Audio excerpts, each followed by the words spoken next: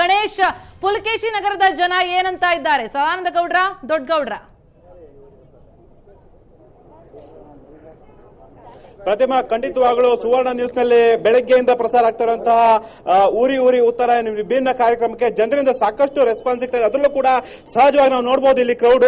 ಇದು ಪುಲಕೇಶಿ ನಗರದ bus stand ನಲ್ಲಿ ಜನರೇ ಸ್ವತಃ ನಾವು ನಮ್ಮ ಅಭಿಪ್ರಾಯವನ್ನು ಹಂಚ್ಕೊಳ್ಬೇಕು, ನಿಮ್ಮ ಹತ್ರ ನೀವೊಂದು ವೇದಿಕೆಯನ್ನು ಸೃಷ್ಟಿ ಮಾಡಿದ್ದೀರಿ, ಹಾಗಾಗಿ ಇಲ್ಲಿ ಯಾರು ಸಂಸದರಾಗಬೇಕು, ನಮ್ಮ ಆಯ್ಕೆ ಯಾರಿರಬೇಕು, ನಮ್ಮ ಅಭ್ಯರ್ಥಿ ಯಾರಾಗಬೇಕು ಅನ್ನೋದ್ರ ಬಗ್ಗೆ ನಮಗೂ ಕೂಡ ಅಭಿಪ್ರಾಯ ಹಂಚ್ಕೊಳ್ಳೋಕೆ ಅವಕಾಶ ನೀವು ಮಾಡ್ತಾ ಇದ್ದೀರಿ. ಹಾಗಾಗಿ ನಾವು ನೇರವಾಗಿ ಬಂದು ನಿಮ್ಮ ಹತ್ರ ನಮ್ಮ ಅಭಿಪ್ರಾಯ ಹಂಚ್ಕೊಳ್ತೀವಿ ಅಂತ ಹೇಳಿ ಸಾವಿರಾರು ಸಂಖ್ಯೆಯಲ್ಲಿ ಜನರು ಬಂದಿದ್ದಾರೆ. ಪಕ್ಷಾತೀತ ಮರೆತು ಎಲ್ಲರೂ ಇಲ್ಲಿನ ಸಾರ್ವಜನಿಕರು, ಇಲ್ಲಿ ಅಂಗಡಿಯಲ್ಲಿ ಇರುವಂತವರು, ಕೆಲವರು ಬಸ್ ಸ್ಟ್ಯಾಂಡ್ ಗೆ ಬಂದಂತಹ ಜನರಿದ್ದಾರೆ. ಹಾಗಾಗಿ ಇಲ್ಲಿ ನೂರಾರು ಜನರು ಪ್ರತಿಮೆ ಬಂದಿದ್ದಾರೆ. ಈಗಾಗಲೇ ನಾನು ಅವ್ರನ್ನು ಕೂಡ ಮಾತನಾಡಿಸುವಂತ ಪ್ರಯತ್ನ ಮಾಡ್ತೀನಿ. ಪ್ರಮುಖವಾಗಿ ಸರ್, ಈಗ ಲೋಕಸಭಾ ಎಲೆಕ್ಷನ್ ಬಂತು, ಹತ್ರ ಬರ್ತಾ ಇದೆ.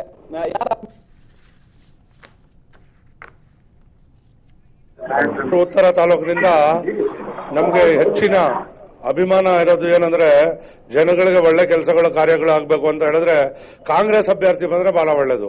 ಯಾಕಂದ್ರೆ ಈ 5 ಕ್ಷೇತ್ರಗಳಲ್ಲಿ, ಈ ಬೆಂಗಳೂರು ಉತ್ತರ ತಾಲೂಕು ಬರುವ ವ್ಯಾಪ್ತಿಯ ಎಲ್ಲಾ ಕ್ಷೇತ್ರಗಳಿಂದ 5 ಕ್ಷೇತ್ರಗಳಲ್ಲಿ ಕಾಂಗ್ರೆಸ್ ಅಭ್ಯರ್ಥಿಗಳು ಅಂದ್ರೆ ಕಾಂಗ್ರೆಸ್ MLAಗಳಿದ್ದಾರೆ.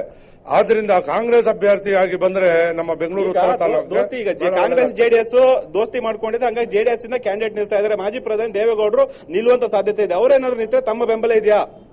ಈಗ ನಾವು ಬೆಂಗಳೂರು ಉತ್ತರ ತಾಲೂಕಲ್ಲಿ ಅಂದ್ರೆ ಕರ್ನಾಟಕದಲ್ಲಿ ಮೈತ್ರಿ ಸರ್ಕಾರ ಇರೋದ್ರಿಂದ ಈ ಮೈತ್ರಿ ಸರ್ಕಾರದಿಂದ ಯಾವ ರೀತಿ ತೀರ್ಮಾನ ತಗೊಳ್ತಾರೋ ಅದಕ್ಕಿಂತ ಮುಖ್ಯವಾಗಿ ನಮ್ಮ ಪುಲಕೇಶಿ ನಗರ ವಿಧಾನಸಭಾ ಕ್ಷೇತ್ರದ ಅಖಂಡ ಶ್ರೀನಿವಾಸ ಮೂರ್ತಿರವರು ನಮಗೆ ಹೈಕಮಾಂಡ್ ಆಗಿರ್ತಾರೆ. ಇಲ್ಲಿ ನಿಮಗೆ ಯಾರು ಅಭ್ಯರ್ಥಿ ಆಗ್ಬೇಕು ಸರ್? ಸದಾನಂದ ಗೌಡರು ನಮಗೆ ಕಾಂಗ್ರೆಸ್ ಇಂದ ಬಂದ್ರೆ ಭಾರಿ ಒಳ್ಳೇದು. ಕಾಂಗ್ರೆಸ್ ಅಭ್ಯರ್ಥಿ ಹಾಕಿದ್ರೆ ತುಂಬಾ ಒಳ್ಳೇದು. ಶಾಸಕರು ಸದಾನಂದ ಗೌಡರು ಯಾಕೆ ಬೇಡ? ಬಿಜೆಪಿ ಸದಾನಂದ ಗೌಡರು ನಾವ್ ಹೇಳ್ತಾ ಇಲ್ಲ. ಸದಾನಂದ ಗೌಡರು 5 ವರ್ಷದಲ್ಲಿ 5 ಬಾರಿ ಬಂದಿಲ್ಲ ಕ್ಷೇತ್ರಕ್ಕೆ, 5 ಬಾರಿ ಬಂದಿಲ್ಲ ಸದಾನಂದ ಗೌಡರು. MP ಅಂತ ಹೇಳಿ ಬರೀ ಪೋಸ್ಟ್ ಅಲ್ಲಿ ಪೇಪರ್ ಅಲ್ಲಿ ನೋಡಕ್ಕೆ ಅದು ಕಾಣೋದು. ಆದ್ರೆ ಕ್ಷೇತ್ರದ ಅಭಿವೃದ್ಧಿಗಳಿಗೆ, ಕ್ಷೇತ್ರದ ಕೆಲಸ ಕಾರ್ಯಗಳಿಗೆ ಇಲ್ಲಿ ಜನ ಎಲ್ಲರನ್ನು ಕೇಳಿಬೇಕಂದ್ರೆ ನನ್ನ ಒಬ್ಬಂದಲ್ಲ, 5 ವರ್ಷಗಳಲ್ಲಿ 5 ದಿವಸ ಬಂದಿಲ್ಲ ಇಲ್ಲಿ. ಅಲ್ಲ, ಈಗ ದೇವೇಗೌಡರು ನಿಂತರೆ ದೇವೇಗೌಡರ ಕೊಡುಗೆ ಏನು ಬೆಂಗಳೂರಿಗೆ ತಮ್ಮ ಪ್ರಕಾರ? ದೇವೇಗೌಡರ ಕೊಡುಗೆ ಅಂದ್ರೆ ಈಗ ಮೈತ್ರಿ ಸರ್ಕಾರ ಇರೋದ್ರಿಂದ ಎಲ್ಲರ ತೀರ್ಮಾನ ಒಂದು ತೀರ್ಮಾನ ಆಗಿರ್ತದೆ. ಅದರಲ್ಲೂ ನಮ್ಮ ಈ ಕ್ಷೇತ್ರದಲ್ಲಿ ಯಾವ ತೀರ್ಮಾನ ಬರುತ್ತೋ, ನಮ್ಮ ಶಾಸಕರು ಯಾವ ರೀತಿ ಹೇಳ್ತಾರೋ ಎಲ್ಲರೂ ಸೇರಿ ಅವ್ರ ಮಾತಿಗೆ ನಾವು ಇವ್ರನ್ನು ಕೂಡ ಮಾತಾಡಿಸೋದ ಪ್ರಯತ್ನ. ಸರ್, ತಾವು ಹೇಳೋ ಪ್ರಕಾರ ಇಲ್ಲಿ ಜನರ ಮತದಾರ ಪಲ್ಸ್, ಅದ್ರೂ ಕೂಡ ತಮ್ಮ ಅಭಿಪ್ರಾಯ ಏನು? ಈಗ DVS ವರ್ಸಸ್ ಮಾಜಿ ಪ್ರಧಾನಿ HD ದೇವೇಗೌಡ ಅಂತಿದೆ. ಯಾರು ಆಗ್ಬಹುದು, ಯಾರು ಗೆಲ್ಬಹುದು? ಇದರಲ್ಲಿ ನಾವು ಈ ಪುಲಕೇಶಿ ನಗರ ಕ್ಷೇತ್ರದ ಸಾರ್ವಜನಿಕರ ಪರವಾಗಿ ಮಾತಾಡ್ತೀವಿ. ನಾವು ಇಲ್ಲಿ ಜನರು ಪೂರ ಆಕ್ರೋಶದಲ್ಲಿದ್ದಾರೆ. ಇವಾಗ ಸದಾನಂದ ಗೌಡರು ಬಿಜೆಪಿ ಪರವಾಗಿ ನಿಂತ್ಕೋತಾರೆ. 15 ಈ ನಮ್ಮ ಕ್ಷೇತ್ರದಲ್ಲಿ ಬರೀ ಬಿದ್ದಿದ್ದು 15,000 ಓಟು JDS ಅವ್ರಿಗೆ. 87,000 ಓಟಲ್ಲಿ ನಮ್ಮ ಶಾಸಕರು ಗೆದ್ದಿದ್ದಾರೆ. ಇವಾಗ ಶಾಸಕರು ಕನ್ಫ್ಯೂಷನ್, ಸಾರ್ವಜನಿಕರಿಗೂ ಕನ್ಫ್ಯೂಷನ್. ಇದರಲ್ಲಿ ಯಾರು ಬಂದ್ರೆ ಏನಾಗತ್ತೆ ಅಂತ ಯಾರಿಗೂ ಏನು ಗೊತ್ತಿಲ್ಲ. ಇದರಲ್ಲಿ ಜನರು ಪೂರ ಭೀತಿನಲ್ಲಿ ಇದ್ದಾರೆ. ಯಾರಿಗಪ್ಪ ಓಟ್ ಹಾಕೋದು? ಇಲ್ಲಿ ಕಾಂಗ್ರೆಸ್ ಅಂತ ಬಂದು ಓಟ್ ಕೇಳ್ತಾರೆ. ಶಾಸಕರು ಬಂದಿದ್ರು, JDS ಅವ್ರು ಬಂದಿದ್ರು. ಇವಾಗ ದೇವೇಗೌಡರು ಬಂದ್ರೆ ಇಲ್ಲಿ ನಡೆಯತ್ತಾ? ಜನರ ಒಪಿನಿಯನ್ ಏನಿದೆ? ನಮ್ಮ ಒಪಿನಿಯನ್ ಅಲ್ಲ, ಶಾಸಕರು ಹಿಂದೆ ಇದೀವಿ. ಶಾಸಕರು ಡಿಸೈಡ್ ಮಾಡಬೇಕು. ಶಾಸಕರು ಆ ತೀರ್ಮಾನ ಏನ್ ತಗೋತಾರೋ ಅದ್ರ ಮೇಲೆ ನಾವು ಭದ್ರತೆಯಲ್ಲಿದ್ದೀವಿ. ಒಟ್ಟಾರೆ ಜಯಪ್ರಕಾಶ್, ಒಟ್ಟಾರೆ ಅಜಿತ್, ಪ್ರಮುಖವಾಗಿ ಇಲ್ಲಿ ಒಂದು ಕೆಲವು ಕಾಂಗ್ರೆಸ್ನವರು ಇದ್ದಾರೆ, ಕೆಲವು ಬಿಜೆಪಿ JDS ಓಟ್ ಅಂದ್ರೆ ಎಲ್ಲಾ ರೀತಿಯ ಜನರು ಕೂಡ ಅಭಿಪ್ರಾಯ ಕೂಡ ಇದೆ. ಇಲ್ಲಿ ಒಂದು ರೀತಿಯಲ್ಲಿ ಕಾಂಗ್ರೆಸ್ ಇಂದ ಕ್ಯಾಂಡಿಡೇಟ್ ಆಗಬೇಕು, ಈ ಒಂದು ಬೆಂಗಳೂರು ಉತ್ತರ ಲೋಕಸಭಾ ಕ್ಷೇತ್ರಕ್ಕೆ ಕಾಂಗ್ರೆಸ್ ಇಂದ ಅಭ್ಯರ್ಥಿ ಆಗಬೇಕು ಅನ್ನೋ ಅಭಿಪ್ರಾಯ ಕೂಡ ಇದೆ. ಅದು ಬಹುತೇಕವಾಗಿ ಇಲ್ಲಿ ಮೈನಾರಿಟಿಯಲ್ಲಿ 53% ಜನರು ಮತದಾರರು ಇರುವಂತಹ ಹಿನ್ನೆಲೆಯಲ್ಲಿ ಪ್ರಮುಖವಾಗಿ ಅಲ್ಪಸಂಖ್ಯಾತರು ಓಟೆ ಒಂದು ನಿರ್ಣಯ ಆಗುತ್ತೆ. ಅದರಲ್ಲೂ ಕೂಡ ಲೋಕಸಭಾ ಕ್ಷೇತ್ರದ ಅಂದ್ರೆ ಉತ್ತರ ಲೋಕಸಭಾ ಕ್ಷೇತ್ರದ ಪುಲಕೇಶಿ ವಿಧಾನಸಭಾ ಕ್ಷೇತ್ರದಲ್ಲಿ 2,30,000 ಹೆಚ್ಚು ವೋಟರ್ಸ್ ಇದ್ದಾರೆ. ಅದರಲ್ಲಿ ಬಹುತೇಕ ಮಂದಿ ಅಲ್ಪಸಂಖ್ಯಾತರು ಇರುವಂತಹ ಹಿನ್ನೆಲೆಯಲ್ಲಿ ಅವರ ಒಂದು ಮತದಾನ, ಅವರ ಒಂದು ವೋಟಿಂಗ್ಸ್ ಕೂಡ ಒಂದು ರೀತಿಯಲ್ಲಿ ಗೆಲ್ಲುವ ಅಭ್ಯರ್ಥಿಗೆ ಒಂದು ನಿರ್ಣಯಕ್ಕೆ ಆಗುವಂತ ಸಾಧ್ಯತೆ ಇದೆ. ಧನ್ಯವಾದ ಗಣೇಶ್ ನಿಮ್ಮ ಎಲ್ಲ ಮಾಹಿತಿಗಾಗಿ. ನೆಕ್ಸ್ಟ್ ನಮ್ಮ ರಿಪೋರ್ಟರ್ ವಿದ್ಯಾ ಹತ್ರ ಹೋಗ್ತಾ ಇದೀವಿ. ವಿದ್ಯಾ, ಎಲ್ಲಿದೆಯಮ್ಮ? ಮಲ್ಲೇಶ್ವರಂ ಅಲ್ಲಿ ಇದೀನಿ. ಇಲ್ಲಿ ಬಿಜೆಪಿ ಇಲ್ಲಿ ಆಡಳಿತದಲ್ಲಿರುವಂತಹದ್ದು. ಇಲ್ಲಿ ಒಟ್ಟು ಮತದಾನ ಅಂದ್ರೆ ವಿಧಾನಸಭಾ ಕ್ಷೇತ್ರದಲ್ಲಿ ನಾವು ನೋಡೋದಾದ್ರೆ 2,13,537 ಮತಗಳಿರುವಂತಹದ್ದು.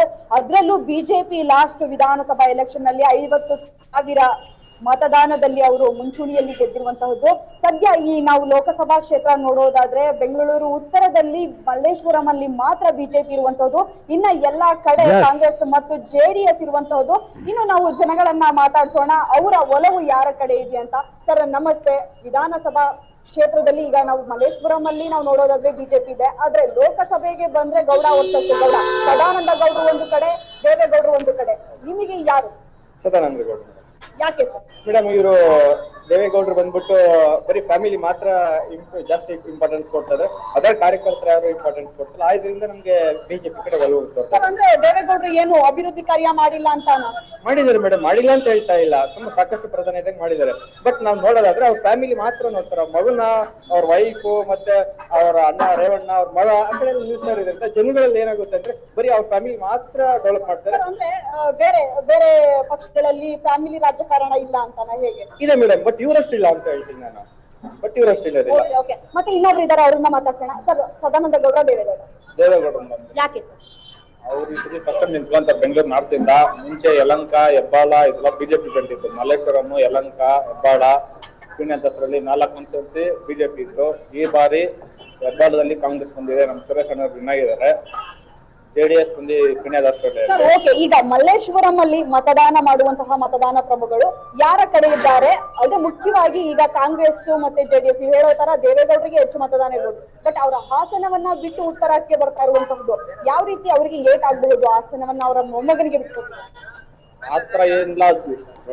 ಎಲೆಕ್ಷನ್ ಅಂತಂದ್ರೆ ಎಲ್ಲಾ ಕಡೆ ನಡೆಯುತ್ತೆ, ಆತರ ಎಲ್ಲ ರಿಲೇಟಿವ್ ಎಲ್ಲ ಬಿಟ್ಕೊಟ್ಟು ಪರವಾಗಿಲ್ಲ. ಈ ಕಡೆ ಅವರೇ ಗೆಲ್ಲೋದು, ಫಸ್ಟ್ ಟೈಮ್ ಸೀಟ್ ಫೇಸ್ ಮಾಡ್ತಾರೆ ಎಲೆಕ್ಷನ್. ಓಕೆ, ನಾವು ಇನ್ನೊಬ್ಬರನ್ನ ಮಾತಾಡ್ಸುವಂತಹ ಪ್ರಯತ್ನ ಮಾಡೋಣ. ಸರ್ ನಮಸ್ತೆ. ಸದಾನಂದ ಗೌಡ, ದೇವೇಗೌಡ. ಇಲ್ಲ ಮೇಡಮ್, ನಾನೇನು ಹೇಳೋದಿಲ್ಲ ಇದ್ರ ಬಗ್ಗೆ. ಯಾಕಂದ್ರೆ ಪೊಲಿಟಿಕ್ಸ್ ಹೆಂಗಾಗ್ಬಿಟ್ಟಿದೆ ಅಂದ್ರೆ ಮಾರ್ನಿಂಗ್ ಬ್ರೇಕ್ಫಾಸ್ಟ್, ಮಧ್ಯಾಹ್ನ ಲಂಚ್ ನಾವ್ ಹೆಂಗ್ ಡಿಫ್ರೆಂಟ್ ಆಗಿ ತಿಂತಿರ್ತಾರೆ ಹಂಗೆ ಚೇಂಜ್ ಆಗ್ತಾನೆ ಇದಾರೆ. ಸೊ ಅದು ಯಾರು ಗೆಸ್ ಮಾಡೋದಾಗಲ್ಲ ಏನಾಗುತ್ತೆ ಅಂತ. ಯಾರಿಗೆ ಗೌಡ್ರು ಒಂದ್ ದಿವಸ ಇರ್ಬೋದು, ನೆಕ್ಸ್ಟ್ ದಿವಸ ಸದಾನಂದ ಗೌಡ್ರು ಬರ್ಬೋದು, ಚೇಂಜ್ ಆಗ್ತಾರೆ. ಎಸ್